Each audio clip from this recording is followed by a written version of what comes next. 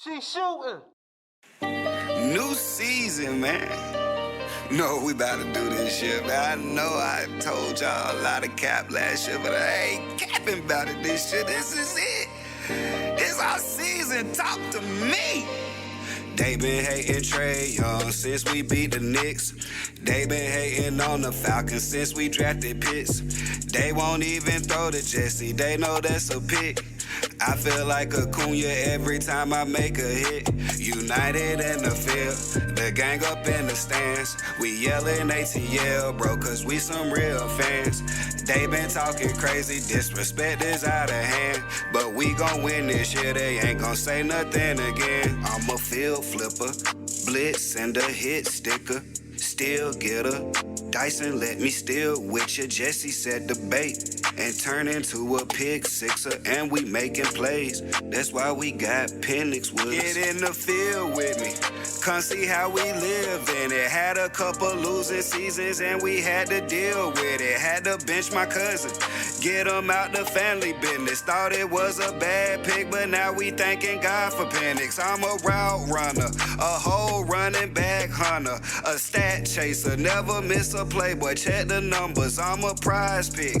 Yeah, on my losses, take the under. We let Terry cook and he been in the kitchen all summer. They been hating Trey Young since we beat the Knicks. They been hating on the Falcons since we drafted Pitts. They won't even throw to Jesse, they know that's a pick. I feel like Acuna every time I make a hit. United in the field, the gang up in the stands. We yelling ATL, bro, cause we some real fans. They been talking crazy, disrespect is out of hand.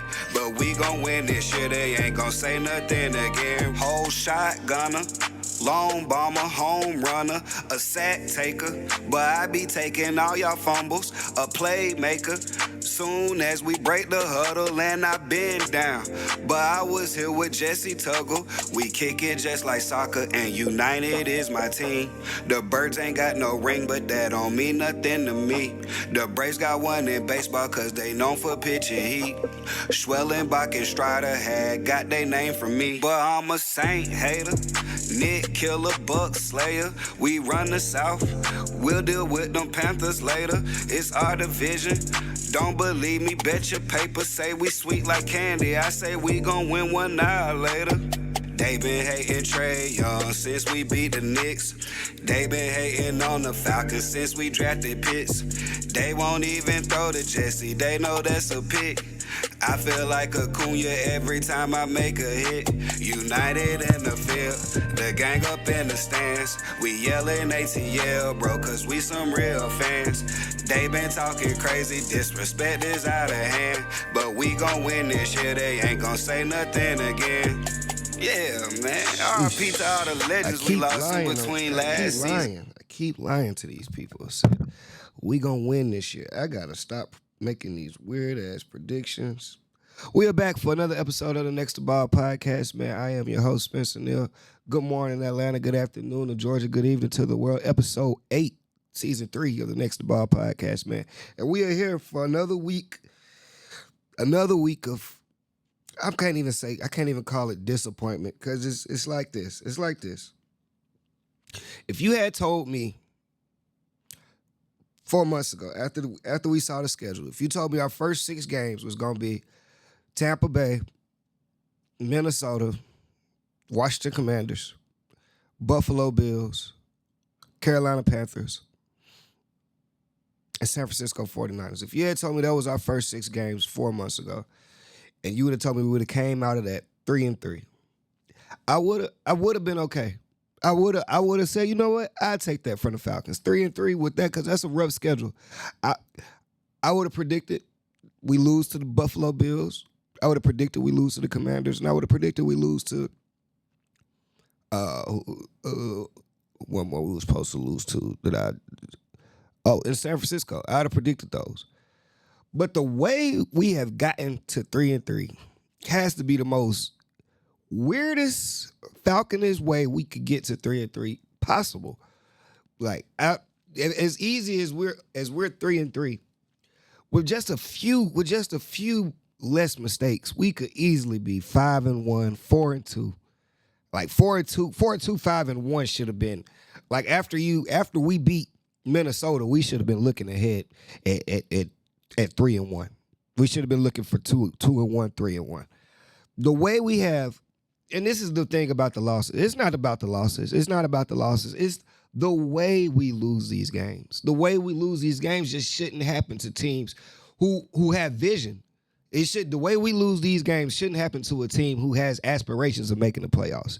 We play football on a week-to-week basis as if some weeks we are a playoff team, some weeks we aren't. I don't know what we are. The Falcons don't know what we are. What is our identity, Birds? What is our identity? That's what confuses me.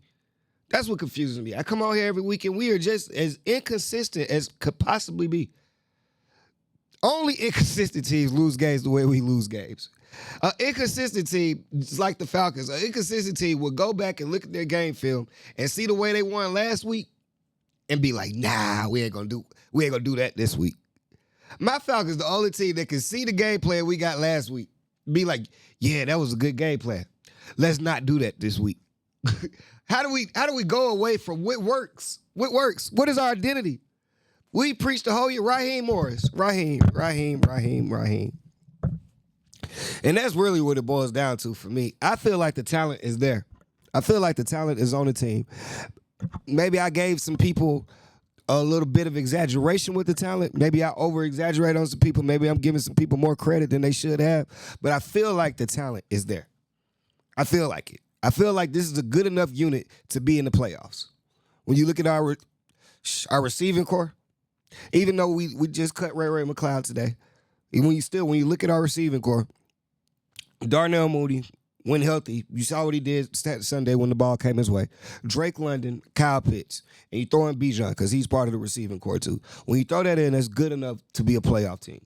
When you go to our rushing game, Bijan Robinson, Tyler Algier with Charlie Warner blocking, that's good enough to be a playoff team. Besides yesterday, when you look at our offense, besides Sunday, when you look at our offensive line is good enough to be a playoff team. Our defense, even though we lost the game in San Francisco, we held them to 20. Our defense is good enough to be a playoff team, a wild card team at minimum. What I think is holding us back is leadership.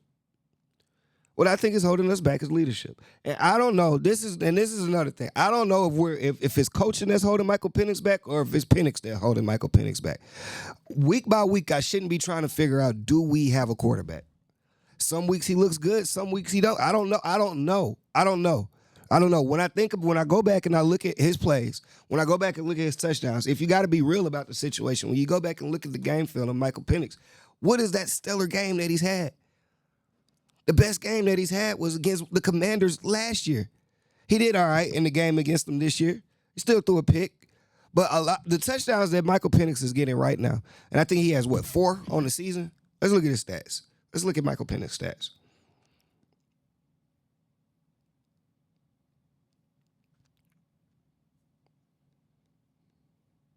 Let's look at his stats on the season. Let's just get some real numbers here. Let's get it down to the nitty-gritty. I want people to understand what I'm saying. This ain't hate. I'm really trying to figure some shit out here.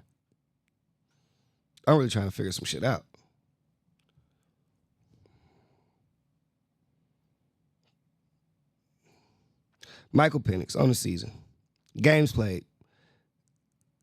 He has 1,400 yards. That's 16th in the NFL. 5 touchdowns. That's 29th in the NFL. 3 picks. 48.3% QBR. Now, I don't even go by QBR, but I do play Madden. I do know 158.3 is the best. If you 48.3, you had a bad game. On average, he's averaging a 48.3 a game. 22nd in the league. These are bottom numbers. We're weak, and I understand. Look, people, I understand he is basically technically a rookie. But when you look around the league and we compare him to the other rookies in the league, let's just compare him to the people he came in with. If we don't even have to compare him to Dylan Gabriel or Jackson Dart, who are having decent seasons. Compare him to the people he came in with. Spencer Rattler. Let's just go to Spencer Rattler's numbers. When you compare him to Drake May, let's go to Drake May's numbers. Caleb Williams, because this is his class. You got Bo Nix, Drake May, Spencer Rattler, and Caleb Williams. That's the class that he came in with. Let's just check out some numbers. Let's just get diddly with it. I got time. I ain't got shit to do. Let's just see what's going on. Let me go to the Saints real quick. Did the Saints play last week? They may have been on the bye. Let me go to Spencer Rattler's numbers.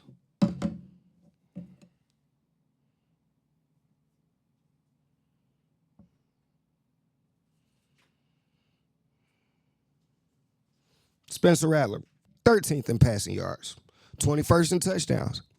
He's tied for 21st. He's tied for 21st with 8 touchdowns. Penix has 5. Spencer Rattler, 16th in QBR. There's one. Now, Spencer Rattler is the worst out of all the names I've named, supposedly. He's supposed to be. Supposedly, on paper, Spencer Rattler is supposed to be worse than Michael Penix Jr. His numbers are better. Now, let's go to Drake May. And I'm not going by, you can't tell me it's the team at this point because I'm good. You can't tell me it's the team at this point because on paper, Michael Penix is supposed to have a better team than all these guys. Drake May, 8th in passing yards on the season, 8th in touchdowns, and 2 interceptions on the season, and 4th overall in QBR. That's Drake May. He's supposed to be the second best one. He's supposed to be the third best one. It's supposed to be a tie between him and Bo Nix. Let's go to Bo. Bo, 11th in passing yards, 11 touchdowns on the season, which is tied for 10th and 15th in QBR. Let's go to Caleb Williams.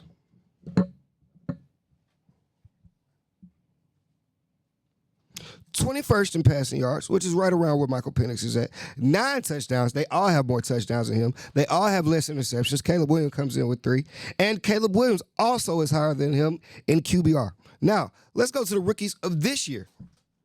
Caleb Williams was 20th in QBR, by the way. He's the one that's closest to Michael Penix. Let's go to rookies this year. Who did I say?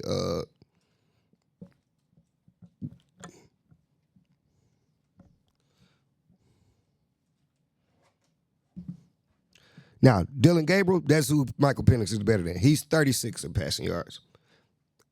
36 in passing yards, tied with 3 touchdowns. He has 3 touchdowns. Penix has 4. But he hasn't thrown a pick this year. He has 30. His QBR doesn't rank, though.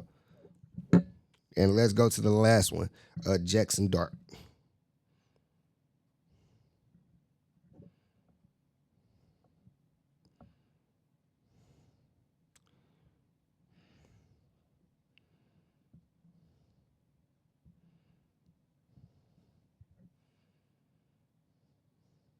Jackson Dart.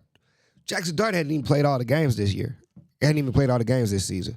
7 touchdowns, which is more than Penix. 61.9 QBR, which is 14th, and he's thrown less picks than Penix. All I'm saying is when we compare Penix to the people of his class, because at some point we keep using this excuse that he's a rookie and things of this nature. All I'm saying is when you compare him to the people of his class, I'm not even comparing him to the rest of the league. I'm just comparing him to the last 2 years of quarterbacks that came in the league. He's at the bottom. Is all that coaching? It could be. Is some of it on Michael Penix? I don't know who it's on, but whoever it's on, it doesn't matter. If we go like that, we will not be a playoff team. Now, the thing is, are we trying to be a playoff team this year? I would say so. I would say Raheem Morris and Terry Fontenot are playing for their jobs. They're coaching and general managing for their jobs. If they want to go to the playoffs, Lord forbid we lose to Miami this week. But I could see an uproar in the city if we lose to a 1-6 Miami team. Now, I don't want Penix to lose his starting job because all that means to me is we have to start over looking for a quarterback again. And that's one thing we don't have time for right now. But damn it, if we want to save the season, because we are, no matter what we are, I know we're not supposed to be a 10-point offense. We go weeks without scoring touchdowns. We're back in the era of when Kirk Cousins was hurt last year. Because before Kirk Cousins got hurt last year, we were 6-3. We were scoring a lot of points. Some 30-point games, some 36-point games, things of that nature. We're back to right now.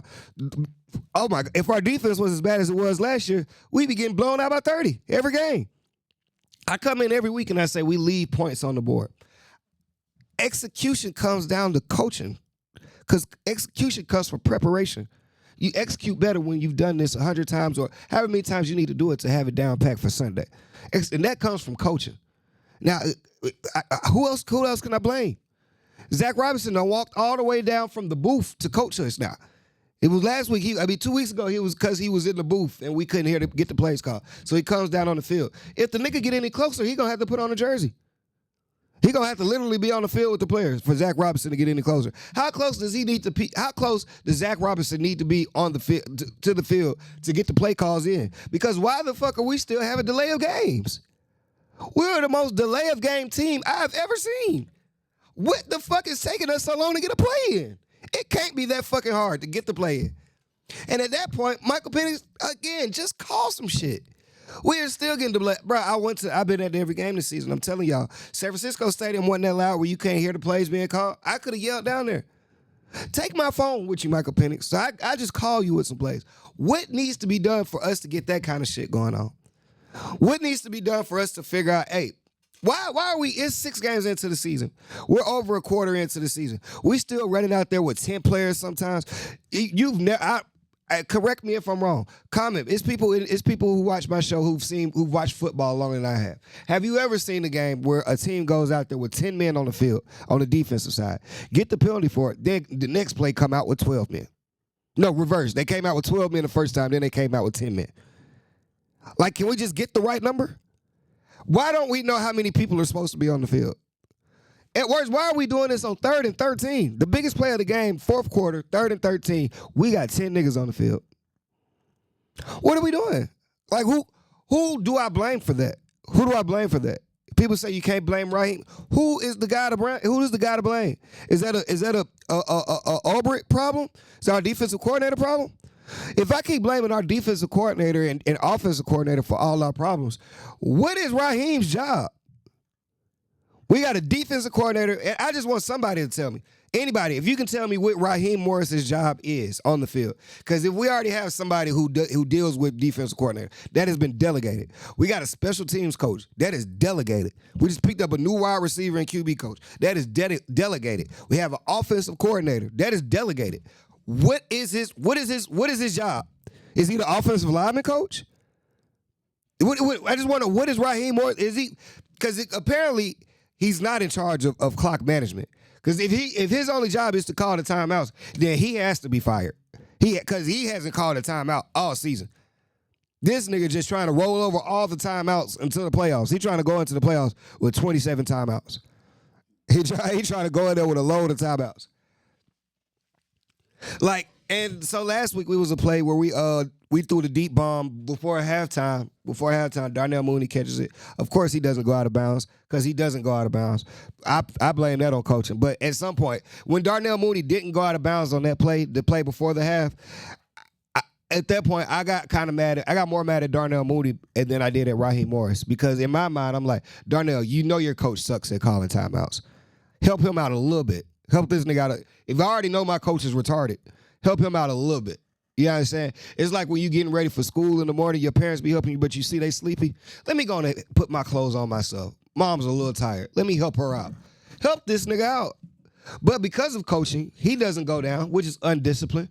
Then Michael Penix proceeds to throw an intentional grounding. We get a 10-second runoff. I mean, we the most leavingest points team in the NFL. Like, how are we just not? This is simple shit. This is simple shit. You can't blame this. People say, like last week I came in, I blamed it on preseason. You can't blame that shit on preseason. We done played 6 games. We done played a season worth of games. If this was high school, the season would be over. Like, what are we talking about? How many reps do you need to know, hey, we only got 40 seconds to get the playoff? How many reps do you need to know, hey, I can't throw the ball out. If I'm not outside the pocket, I can't just throw the ball away. How many reps do you need to know, hey, this is the play we call it. This is when we saying hike. No more false starts. We the most false starting his ass nigga. I mean, that's what makes our schedule being 3-3 so hard. Because I feel like one team hasn't beat us this year. Now, even the Carolina game. Carolina, as bad as the score was, we lost 30-0. Carolina didn't beat us. We beat the shit out of ourselves that day. We beat the shit out of ourselves. Carolina didn't block no field goals. We just missed. The picks that Michael Penix threw against Carolina, they didn't even know they was getting the ball. Them niggas ain't had a pick since. A pick since. The mistakes we made against San Francisco, the 10-second runoff at the end of the clock, the 10 men being on the field. What are we doing? What are we doing? That has nothing to do. Those are gimmies. Those are San Francisco don't have to work hard for that type shit. Y'all just giving it away. This is free. Y'all are giving games away. The game we lost to Tampa Bay. We missed a field goal to go into overtime. They didn't block it. The wind wasn't blowing. We had the roof closed. The wind wasn't blowing. What are we talking about? Those are our 3 losses on the season. And I feel like all 3 were preventable. I feel like all three we beat ourselves. And that's what's frustrating about this team. If you go into San Francisco and y'all fight to the death and they win a game on the last second field goal or some crazy shit like that, then that's just what it is. We fought with honor. We're not even fighting with honor. It's like we show up halfway. It's like we don't, after we leave the game on Sundays, it's like we don't see each other again until the next Sunday. Like, don't nobody go to practice during the week or nothing. We don't watch game film or nothing. It should be no way that we running plays so obvious on the field where everybody in the stadium know what's coming. Like the defensive back for San Francisco said when Drake London cut across for the 4th and 3, he said, I knew what play they was going to run. I should have picked it. How does everybody know? Zach Robinson, why is your playbook so simple where everybody can read it? Why are we running the same plays over and over again where it's so easy to identify? That's a coaching error. That's a coaching error. That's flawed. That's flawed football. That's flawed football. And we don't have time for these type of mistakes because this is the thing about it, people. We are wasting. If we don't go to the playoffs this season, we wasted another season. Wasted another season. And when you start wasting seasons with guys who already got their contract, see, like this year, I keep telling y'all, this is our last year with Kyle Pitts. Good or bad, this is our last year with Kyle Pitts. If I'm him, because first of all, he's a free agent this year. If I'm him, I'm walking. Because, nigga, not only have y'all talked shit about me my whole first 4 years here, now y'all throw me the ball, and I'm actually balling. I don't deserve this. Kyle Pitts, you don't. Good people don't deserve what goes on in Atlanta sports. They just don't. Kyle Pitts, if you leave, brother, more blessings to you. We can't say shit else about you no more. Niggas have talked about you since Matt Ryan left. Every time Michael Penix throws you the ball, you catch it. It's just a nigga never throw you the ball. I feel like you could have had plenty of 100-yard games. You just don't get the ball. I don't know what is that coaching? Like, how much can I blame? Like, who gets these slices of pie? Who gets these slices of blame pie? I can't blame all that on Zach Robinson that Kyle Pitts never gets the ball because I see the nigga open. I'm at every game. Not only am I at every game, I sit at the top, so I see the whole fucking field. I get the whole blimpy view. The nigga open. But can I blame all of it on Michael? So who do I blame? Does Zach Robinson need to be in Michael Penix's ear? Tell him, hey, goddamn, Kyle Pitts is open. I need you to see that.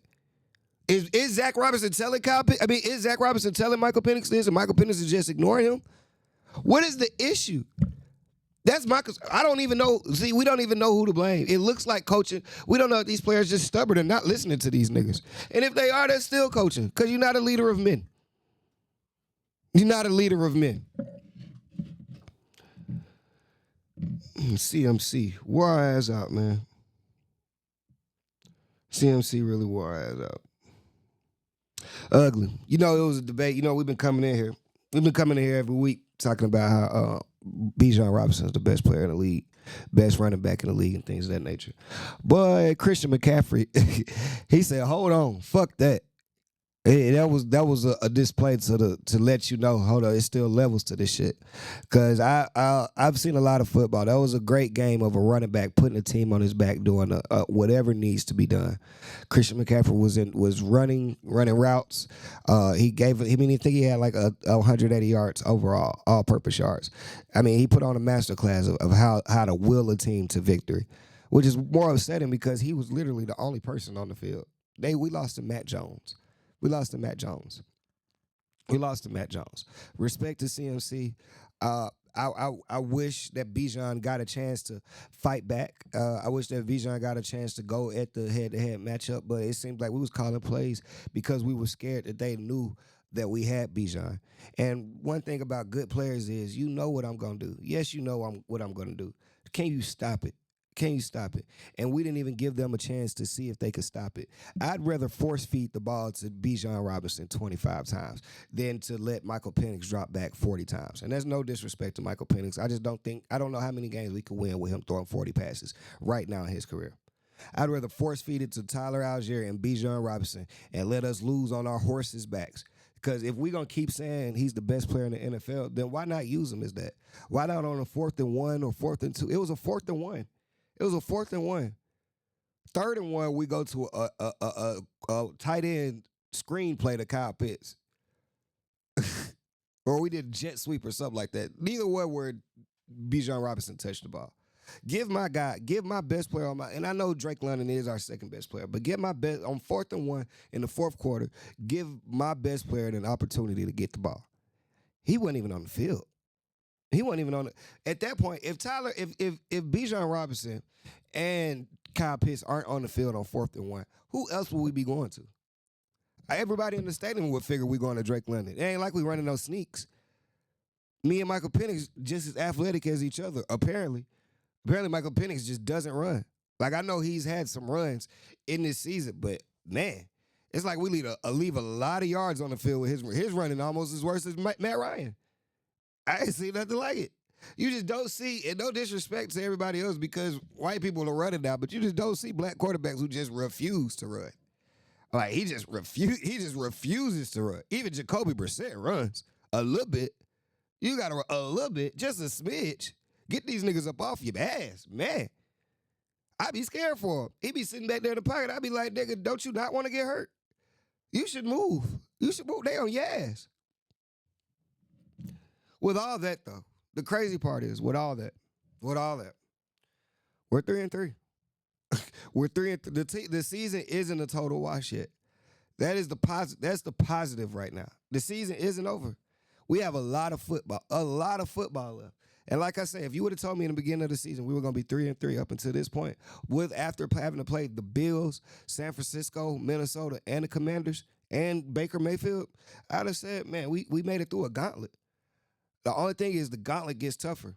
We have a tough schedule coming up. We still have Seattle, who is playing amazing. We have the Colts, who are playing amazing.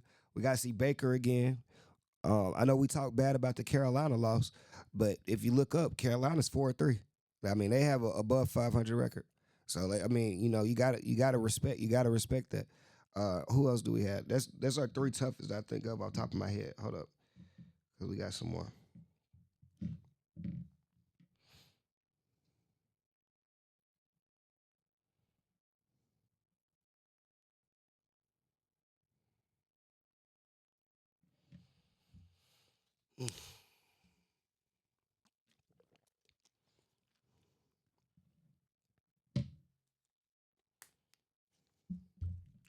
The Patriots won't be a sweet one.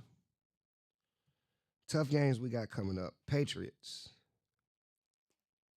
Seahawks, Bucks, Rams. Oh shit. Patriots, Seahawks, Bucks, Rams, and the Colts.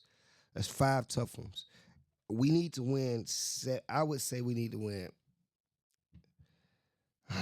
Out of our last, because I mean we got left 6, 17. What is that? 13 games left. 11 games left. 1, 2, 3, 4, 5, 6, 7, 8, 9, 10. We got 11 games left. We need to be. We can't lose to the Saints this year. We need to beat the Dolphins. We need to beat the Saints twice, and we need to beat the Panthers and the Jets. That's 5. And if we could find 2 more wins, and the Cardinals, and we need to beat the Cardinals. That's 6. Now we need 1 more win out of the Patriots. We all right. I'm looking at our schedule. If we can get 7, if we can go 10-7, 10-7, maybe 11-6. Because I still see that's possible. And if you look at it, this is another thing. The thing that makes me more optimistic is everybody we lost to this year, everybody we played this season, besides the Panthers, was a playoff team last year. You can't tell me we didn't have a hard schedule. We had a hard schedule. And this year, it gets a little lighter. We got a free one next week to the Dolphins, but nothing. One thing the Falcons have showed me this season, nothing is free. Nothing is free. We're gonna have to work for everything. I feel like we can beat the Dolphins. The Patriots is a toss up. The Colts is a toss up. We got to beat the Panthers at home. That's 2 more wins. We got to beat the Saints in New Orleans. Got to beat the Jets. I mean, come on, the Jets got to lose every game this season. We got to beat the Cardinals. We got to beat the Saints. We got to beat the Saints twice. That's 6 more wins. What are we right now?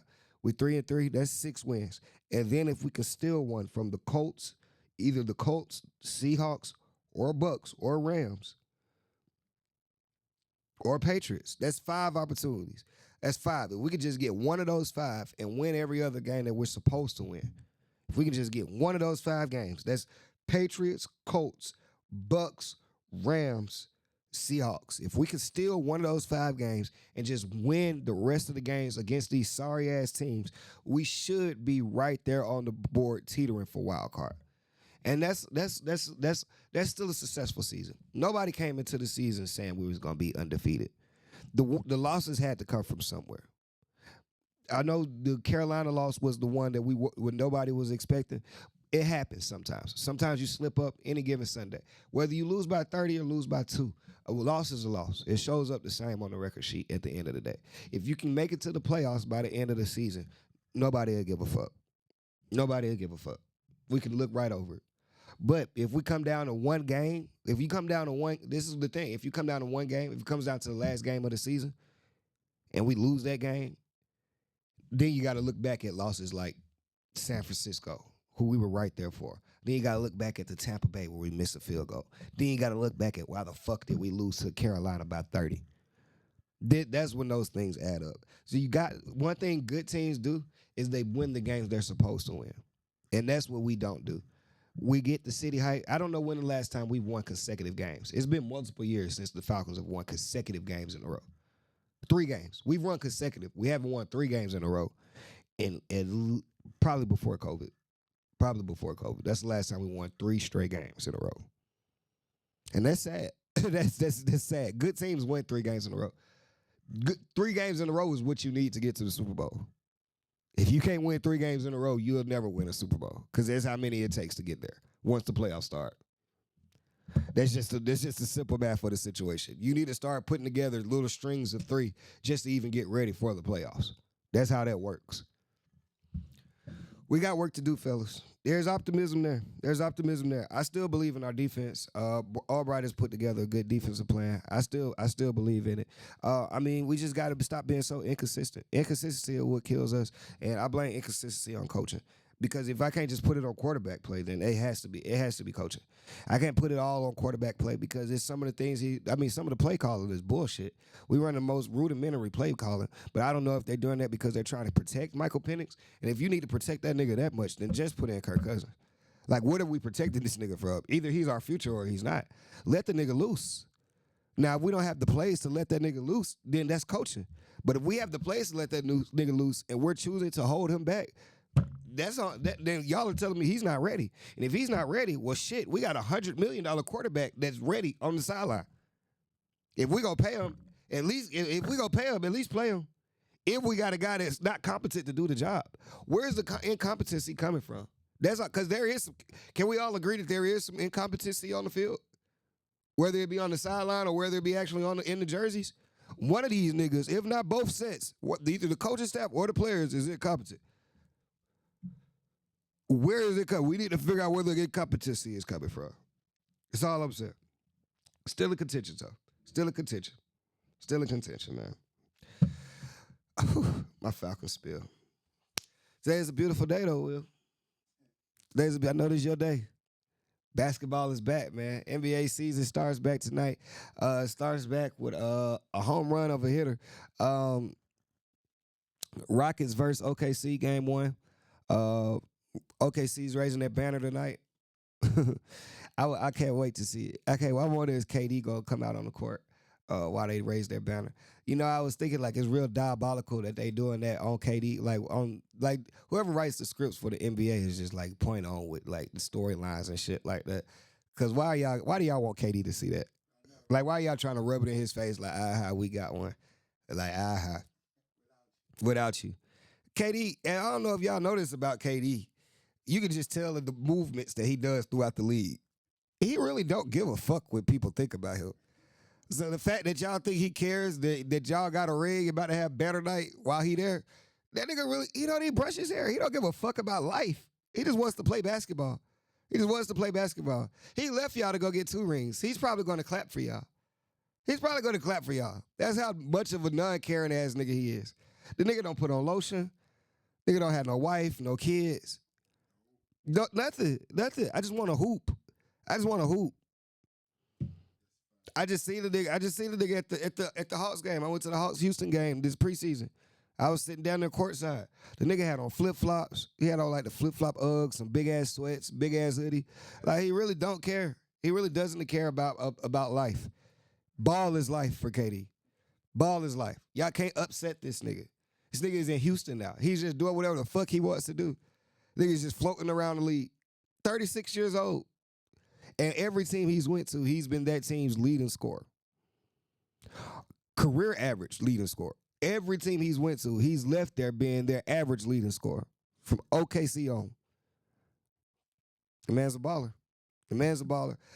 Second game, Lakers versus Warriors. You know they always gonna try to put LeBron versus Steph on TV. They gonna water us down with LeBron versus. That's like, I mean, how many times did Magic versus Larry play? Like, cause goddamn it, it's like Steph and LeBron play every other week. These niggas, not luckily, LeBron ain't playing tonight though. Injuries. What they say, it's officiatus, some bullshit I can't pronounce. I don't even know. I don't even know what kind of injury it is. I think the nigga just 40. That's what I really think he is. I don't think he's hurt. I think that nigga, they just holding him for the playoffs. Damn, that's wild that Luka, Luka is a great player. He carries teams. So like when because Luka's going to make the playoffs. Luka can make the playoffs. Luka is one. It's only a few players that can make the playoffs from any team in the league. Luka can make the playoffs from any team in the league. Giannis can make the playoffs from any team in the league. Like those, Jokic can make the playoffs from any team in the league. If they're on the court, their team is going to the playoffs. I don't care what team you put Jokic on. I don't care what team you put Luka on. I don't care what team you put Giannis on. If you put them on any team in the NBA, that team is going to the playoffs. And for Luka to have that advantage of be that type of basketball player, and then to get, when the basketball starts to matter, get LeBron back, because they're talking about he's not coming back to like December time type shit like that.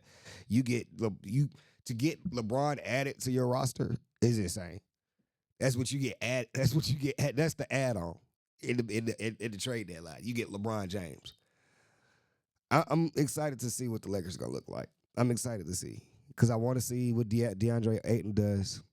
I want to see. I know Austin Reeves is gonna have a fun year with LeBron not on the court. I know he's gonna have a fun year getting to get buckets because he's in that.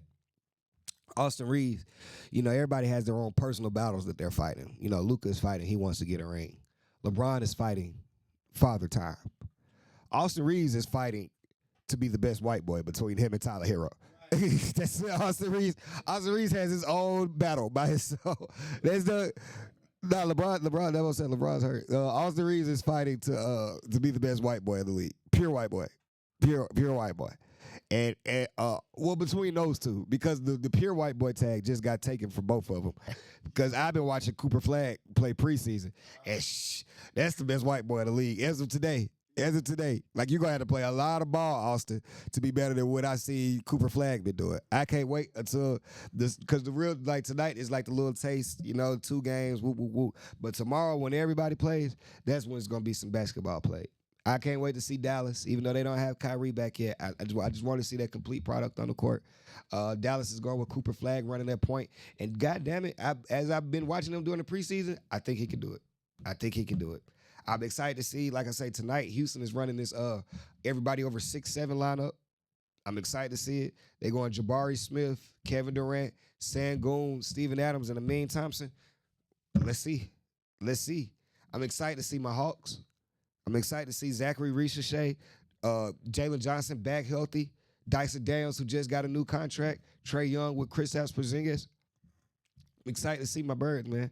I have the most optimism about the Hawks that I've had ever ever. I'm not gonna lie. Even the years that they went to the playoffs and did good, I didn't have the optimism in that year. I didn't. You couldn't have told me that Jalen Johnson and Bogdanovich and Kevin Herter and Trey Young and Clint Capella was going to the Eastern Conference Finals. You couldn't have told me that. A lot of shit had to happen for them to go. Kevin Durant had to have his foot on the line. A lot of shit. Ben Simmons had to just basically die on the court. Like you couldn't. But this year they have actual expectations. They have actual expectations. Trey Young has never been on a team with expectations. Never. Trey Young, actually, bro, this is going to be the biggest test for Trey Young. The biggest test Trey Young is going to have this year, nigga, is to not score. Trey Young has never had the responsibility to not score. But this nigga's on the team this year that actually need the fucking ball. You going to have to play point guard this year, Trey.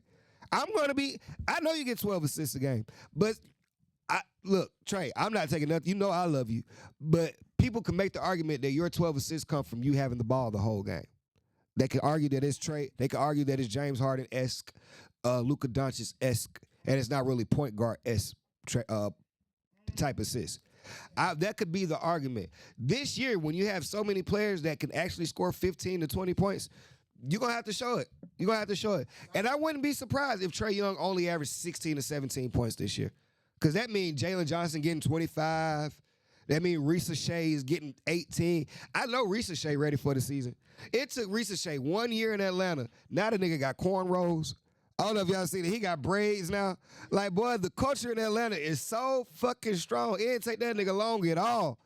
This nigga this nigga is swagged out. It don't take long at all. His game look bouncy like Zach Risa Shea. I'm looking for a breakout season from you. Now, breakout with it. I'm talking 17 to 20 points. I'm thinking we have three legit 20-point scorers on our team right now. Easy. Jalen Johnson, Zachary Ricochet, Trey Young. I can see that. I can see that. Unless Trey wants to take a step back and let Dyson Daniels average 20. Dyson Daniels, he's going to take a leap this year. As long as Dyson Daniels keeps improving on his offensive game, Dyson Daniels could be one of the best two guards in the league. That's just what it is. That's just what it is. And we got Porzingis. I know Porzingis ain't slated to play every game, but if you got Porzingis, if you telling me my center combination is Kristaps Porzingis, Onyeka Okongwu, and Asa Newell, I'm okay with that. That's right. Let's just see. In the East, let's just see what happens. Roll the ball out. Roll the ball out. I'm ready. I'm ready to see that. I'm ready to see my Hawks. I'm ready to see my Hawks. The Hawks, it's gonna be in the mix. We're gonna be in the mix. We played Toronto, who made offseason changes. They got Brandon Ingram. I'm ready to see that. Ready to see the Celtics. I'm ready to see the Celtics, how they look without Jason Tatum, with Jaylen Brown. Because this is my thing. It's been a lot of talk over the years of Jaylen Brown really better than Jason Tatum. Well, nigga, this is your time. This is your time. And I ain't saying you ain't. I ain't saying you is. Just show me, nigga. Just because the way they disrespect Jason Tatum, like he ain't no motherfucking superstar, but Jalen, you better be out there averaging 30, because that's what the fuck Jason Tatum do. When all y'all niggas went out for the playoffs, Jason Tatum dropped a 70 ball. So let's just keep it in perspective. When y'all talk shit about Jason Tatum, don't worry about Jason Tatum probably sitting back like, yeah, nigga, go to cook up. And you get all the spotlight attention, because Boston is a place where you're gonna be seen every week. So you're gonna have to show that shit. It's the playoff. I mean, the East is wide open right now. Of course, you got your two top hitters, Cleveland and the Knicks. But right behind them, you definitely do have Detroit. You got Orlando. Got Detroit and Orlando, and Cleveland. I mean, Cleveland. Look, Donovan Mitchell has never made it out the first round of his career. As good of a player as he is, is this the year? Well, no, did he make it out this? No, he didn't make it out the first round this year, right? He didn't. Yeah, the Pacers beat him first round. Pacers beat him. Then the Pacers beat who? The Pacers beat after that. Let me see. Hold up. No, Donovan Mitchell made it out the first round. He beat Cleveland. He beat Cleveland this year, and then they lost to the Pacers in the second round. The Pacers beat the Bucks in the first round because Damian Lillard got hurt. And you remember Giannis' daddy was all on the. I mean, Halliburton daddy was all on the court and shit. I didn't. Why would I say something about Philly? They got Embiid. I love Embiid, man. I love Embiid. Now I will say this about Philly: they got some young niggas that's really ready to play. Of course, you got Tyrese Maxey. Jared McCain is coming back, but VJ Edgecombe from I think he went to Baylor. I want to say, or one of them green schools, wherever VJ Edgecombe is from. Doggy, D Wade mixed with Jimmy Butler, really one of them ones. Paul George is supposed to be returning back next week, so they could be the healthiest superstars in the East. Potentially. We'll see. It's gonna be exciting. I'm ready to see the Knicks back. What other teams made adjustment? I want to see the Kings because they don't have a point guard yet. I don't know how they're gonna run their point guard. They got 3 point guards actually. They got Malik Monk, Russell Westbrook, and Dennis Schroeder. So I want to see how they work that out. You got to watch the most exciting. Sorry team, huh? Bill who? Bill, who the fuck is Bill? Oh, Bradley Bill. Oh yeah, Bradley Bill is on the Clippers. The Clippers is I'm telling y'all, the Clippers so fucking loaded. The Clippers is loaded as fuck. They probably made the most. Steve Ballmer he's gonna fuck around and buy himself a ring. All the people he added this season, he already had Paul George and Kawhi Leonard. This season, he added Bradley Beal, Chris Paul, John Collins, and Brook Lopez. That's a lot. That's a lot. To already add that to Kawhi Leonard and James Harden and Zubac and Derrick Jones, that's a loaded team. That's a loaded team. Then they got Bogdanovich. They got Bogey. They got a lot of pieces over there. So the only thing that can hold the Clippers back is the thing that holds all those guys back every year, which is injuries. But fully complete. on paper they had the best roster in the league. On paper, this is the same team that lost to Denver in 7, and Denver is the same team that lost to the OKC champions in 7. So all those teams are gonna be right there in the mix. If I had to, those are my top. Like the Clippers can't be. They need to be a top. It don't even matter what the Clippers are this year. With all that talent, it don't even matter what position you're in the West. As long as you there. Yeah, just be in the mix. So I'm excited for this season to start, man. Other than that, like I said, the Falcons we got Miami this weekend. This should be an easy one. If we don't win this one, I don't know. I don't even know where do we go from here if we lose to Miami. We really not trying to be serious. We're not a serious football team. We shouldn't be under 500 for the rest of the season. We're not a serious football team if we lose to Miami. That being said, though, this is my Falcons. And we weren't supposed to lose to Carolina by 30. Dang, I don't know how long I'm going to have to say that. But other than that, man, make sure y'all follow us on everything. Odyssey app, Apple Podcasts, YouTube, wherever you get your podcasts from. Follow the Next2Ball podcast on Instagram. Make sure you stay following the Twitch. I am Spencer Neal. Other than that, DJ, take us out of here.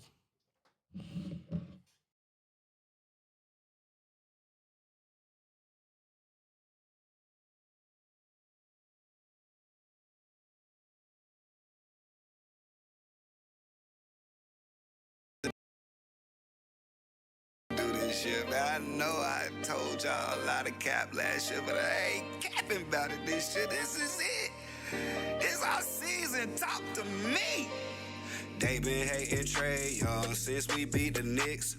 They been hating on the Falcons since we drafted Pitts. They won't even throw to Jesse. They know that's a pick. I feel like Acuna every time I make a hit. United in the field, the gang up in the stands. We yelling ATL, bro, cause we some real fans. They been talking crazy, disrespect is out of hand. But we gon' win this year, they ain't gon' say nothing again. I'm a field flipper, blitz and a hit sticker. Still get her. Dyson let me steal with you. Jesse set the bait and turn into a pick sixer, and we making plays. That's why we got Penix Woods. Get in the field with me.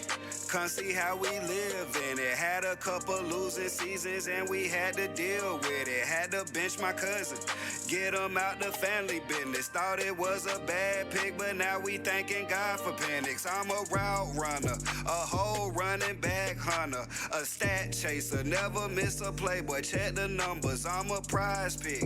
Yeah, on my losses, take the under. We let Terry cook and he been in the kitchen all summer.